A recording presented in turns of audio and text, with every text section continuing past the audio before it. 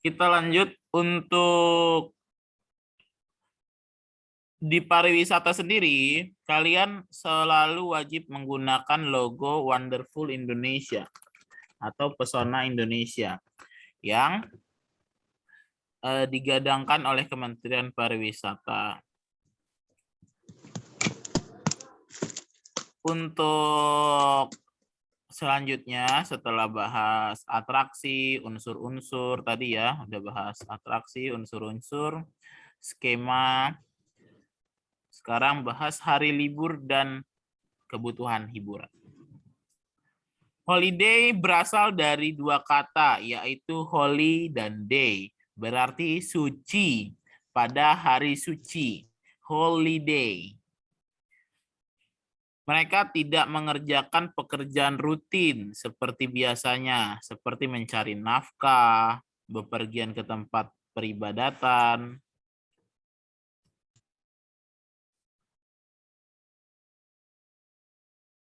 Setelah itu melanjutkan kegiatan wisata atau rekreasi. Bergerak di industri pariwisata, biasanya seseorang season atau peak season sebaliknya musim sepi pengunjung atau ya season itu musim sepi pengunjung biasanya disebut low season. Jadi kalau kalian liburan biasanya rata-rata pada saat musim liburan ya, naik kelas, Idul Fitri, liburan semester itu high season. Kalau yang hari-hari, kalau saya biasanya liburan itu senang di low season, jadi nggak rame. Orang pada masuk, saya liburan gitu kan. Kalau orang pada liburan, saya kerja. Jadi kerja saya itu sebagai tour guide, kerjanya di hari libur, nganterin orang liburan. Pada saat orang nggak liburan, itu jatah saya liburan. Jadi enaknya kalau kita di orang pariwisata seperti itu. Jadi untuk dari apa ya harga tiket kalau liburan high season itu biasanya mahal. Tapi kalau untuk low season murah. Penginapan biasanya tembak harga dan sebagainya. Bahkan kalau kalian pernah dengar ini nggak? Pernah dengar berita nggak kalian? Apa waktu liburan Idul Fitri yang apa ya tukang pecel lele nembak harga sampai 1 juta yang ada di TV waktu itu, tukang pecel lele ke rumah makan pinggiran ya yang di Jawa itu, yang sampai pengunjungnya bayar sampai berapa ratus ribu cuma 2 orang makan. Itu high season, biasanya orang memahalkan harga, mengambil kesempatan itu. Beda kalau low season, biasanya kan pecel lele paling 20.000 pakai nasi uduk. Nah, kalau untuk industri pariwisata itu bermacam-macam. Ada jasa, jasa agen, jasa rata-rata semua jasa. Karena kenapa? Jasa pariwisata itu menawarkan keahlian kita. Bukan barang yang kita jual, tapi keahlian. Rizky Pradana Putra mempunyai keahlian yaitu bisa berbicara lancar, bisa mengetahui wawasan sejarah di situ sehingga dia bisa jadi tour guide. Dia kan hanya ngomong, menceritakan. Tapi tour guide yang ngomong menceritakan itu dibayar. Itu jasa. Beda kalau kamu jual makanan nih, saya jual ke kamu. Ini barang, kebutuhan pangan. Nah,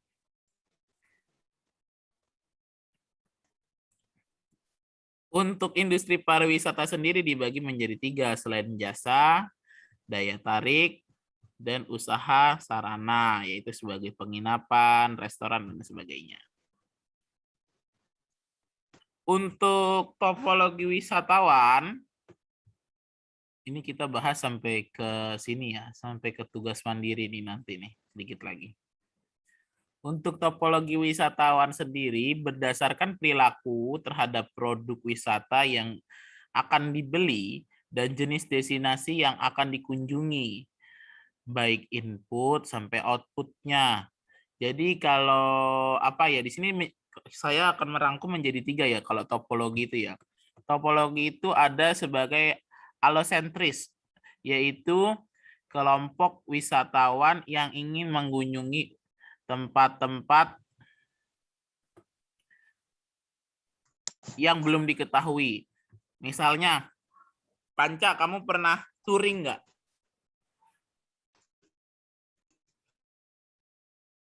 Pernah touring? Nggak ada orangnya. Rizky, kamu pernah touring?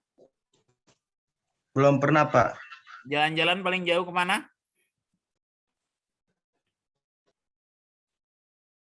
Bogor, Puncak, Cibinong, Bandung. Bandung. Bandung, Pak. Dia diskusi dulu. Dia diskusi dulu. Oke, sebelum kamu ke Bandung, kamu penasaran nggak sama Bandung itu seperti apa? Iya, Pak, penasaran, Pak. Kenapa kamu penasaran? Ya, penasaran dengan wisatanya, Pak. Kenapa kamu penasaran? Karena kamu belum pernah ke sana. Iya, betul, Pak. Nah, itu dimasukkan sebagai alosentris, yaitu kelompok wisatawan yang ingin mengunjungi tempat yang belum diketahui. Duh, kalau di Instagram fotonya bagus-bagus nih. Saya harus ke sana nih, foto-foto nih. Duh, enak kali ya kalau ke sana ya begini. Itu orang yang mempunyai topologi alosentris. Karena kalau di bahasa wisatawan, misalnya kamu jadi tour guide nih. Kamu jadi tour guide. Wisatawan ini kayaknya saya menghadapinya ini alosentris deh. Bahasanya seperti itu, bukan ih kampungan ya, belum pernah ke sini. Jangan bilang begitu. Kalau di kita. Nah, ada lagi psikosentris, yaitu kelompok wisatawan yang ingin mengunjungi daerah yang sudah mempunyai fasilitas dengan standar yang sama dengan yang ada di negara. Misalnya kalau kayak saya mau pergi ke, atau kalian deh, kalian mau pergi ke Bali, orang bule mau perginya ke Bali. Kenapa orang bule lebih senang pergi ke Bali daripada pergi ke, ya ke pelosok lah, ke Papua gitu mungkin, atau ke mana? Karena orang itu mau mengunjungi tempat wisata yang punya fasilitas standar. Itu namanya psikosentris. Pokoknya harus toiletnya toilet yang kering. Karena kami nggak biasa pakai toilet basah kalau orang luar negeri. Harus ada toilet yang menyediakan tisu. Itu ada standar-standarnya dari segi penyediaan fasilitas. Ada lagi mid-centris, yaitu kelompok wisatawan yang tipologi perilaku alosentris dan psikosentris. Jadi udah kamu nggak pernah ke sana, sekalinya kamu mau ke sana, maunya fasilitasnya itu standar. Kan ada ya, seperti kalau saya tuh paling sering setiap tahun itu ke Jogja pasti saya. Kalau saya ke Jogja itu pasti ada wisata-wisata baru. Kayak dulu Bukit Pecici baru buka, saya udah ke sana. Belum bayar dulu, sekarang udah bayar. Masih belum ada lah toilet yang mumpuni, atau masih yang jual-jual wedang rondenya itu masih pakai pinggir-pinggir pakai bambu gitu. Itu menunjukkan bahwa kalau saya bukan orang yang psikosentris yang harus standar, tapi yang penting saya bisa merefleksikan diri saya berwisata, mengembangkan diri saya, mencari hiburan, dilihat di alam gitu. Ada lagi kepariwisataan sebagai sistem, yaitu orang yang membutuhkan informasi. Satu ya, seorang wisatawan yang membutuhkan informasi tentang destinasi. Atau dua, calon wisatawan membutuhkan agen perjalanan. Yang ketiga, wisatawan membutuhkan fasilitas. Kita melihat dalam diri kita dulu. Panca Putra misalnya pernah touring. Diajak teman-temannya, yuk touring yuk, kita ke Curug Hejo ya, apa sih kalau di Sentul itu, Curug Bidadari. Udah semangat tuh waktu SMP, biasanya anak SMP nih, atau anak-anak yang baru masuk nih SMK, udah semangat nih pengen touring misalnya gitu contohnya. Tapi saya nggak tahu kemana nih jalannya nih ke Curug Bidadari, kemana nih. Akhirnya dia membutuhkan informasi, baik dari jelajah internet, baik dari travel agent kalau kalian mau ke wisata yang besar, atau kalian membutuhkan tempat wisata yang ada pelayanannya. Jadi misalnya saya kasih contoh lagi, Putra kemarin ke Bandung. Putra belum pernah ke Bandung. Berarti Putra termasuk alosentris dalam wisatawan yang mau mengunjungi tapi tidak tahu. Nah, ketika kita bahas ke pariwisata sebagai sistem, si Putra ini berusaha mencari tahu dulu informasi wisata yang ada di sana, betul? Jadi contohnya mau ke Tangkuban Perahu, dia searching dulu nih, di Tangkuban Perahu ada apa nih? Terus kalau nggak ada di Google, dia tanya teman-temannya, atau dia tanya Instagram, atau dia tanya travel agent. Di Tangkuban Perahu bisa ngapain sih? Oh, ada kabut, oh ada ini. Oh, itu berarti pakaiannya apa kalau udah di gunung? Masa pakai pakaian pantai? Kan nggak mungkin. Pakai celana pendek, kaos oblong, kedinginan kamu di sana yang ada. Berarti harus pakai jaket, celana jeans panjang, kaos kaki, sarung tangan, syal, dan sebagainya. Itu yang dimaksud sistemnya. Bagaimana kita menyesuaikan diri dengan sistem-sistem yang ada. Nah, kalau di sini kita ada di screenshot ya. Pemerintah program Bali baru. Nah, dari tadi kita udah bahas Bali nih. Ini screenshot, ini akan menjadi tugas yang ketiga.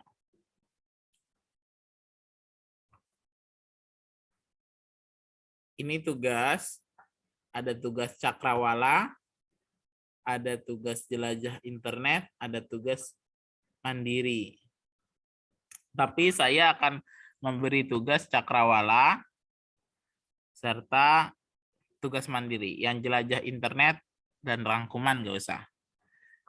Tadi tugasmu udah 2, wisata dan apa tadi unsur-unsurnya itu kan. 1 itu tugas ceritakan. Itu di Word ya, diketik ya, nggak usah tulis tangan. Pakai bahasamu sendiri, bukan bahasa internet. Lalu di sini ada cakrawala, yaitu program Bali baru. Sudah dijelaskan semua pemerintah melalui Kementerian Pariwisata kini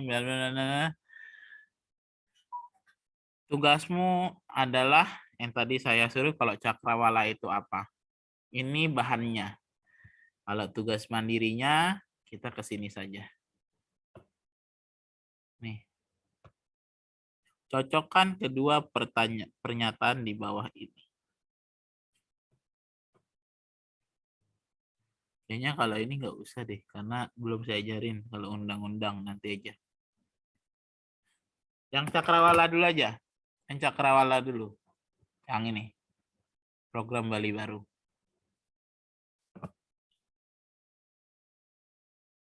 Bentar. Tadi yang lupa cakrawala nih biar saya kasih tahu. Nah, ini dia. Wawasan pengetahuan yang berkaitan dengan ilmu. Jadi wawasan kamu tentang Bali bagaimana? Itu tugasnya Anda. Kalau bingung, pinjam bukunya di perpustakaan.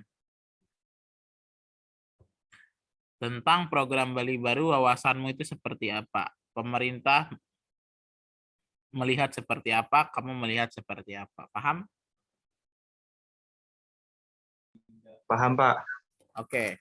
Dikumpulkan pada saat jam pelajaran KIP, nanti jam 2 terakhir. Karena materi saya terakhir jam 2 siang, hari ini masih jam 10.20. Terakhir jam 2 siang, tugas ini dikumpulkan. Paham? Karena kita hari ini nggak belajar KIP, kita belajar kepariwisataan. Jadi minggu depan kita baru belajar KIP. Tolong Neisa dicatat. Tugasnya dikumpulkan jam 2. Lalu untuk minggu depan kita nggak belajar kepariwisataan dulu, kita belajar komunikasi industri pariwisata. Jadi kita selang-seling aja, nggak capek. Kalau 1 hari langsung 2 mata pelajaran capek saya ngajarnya juga. Kaliannya puyeng, saya juga kasihan. Dikumpulinnya di mana, Pak? Dikumpulin di GCR, nanti saya kasih link GCR-nya ya. Saya udah buat kok. Nanti ada di link GCR, ada tugasnya. Kita akan dikumpulkan di situ. Diketik semua. Oke, kita buka kamera dulu. Saya mau screenshot semua. Ini saya nanti nggak absen yang namanya Samuel, Winda, Vika, Nabila, karena matiin kamera ya. Saya absen yang ada buka kamera aja. 1, Yang nggak on cam di Alpha. 2, 3. Ya, yang nggak on cam Alpha. Terus sekali.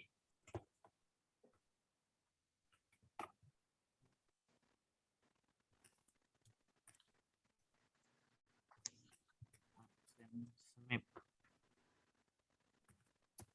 Oke. Ada yang mau ditanyakan sampai sini? Saya, Pak. Ya, boleh. Sok. Tugasnya tadi apa aja, Pak? Putra, jelasin Putra. Itu bikin yang cerita yang rincian apa?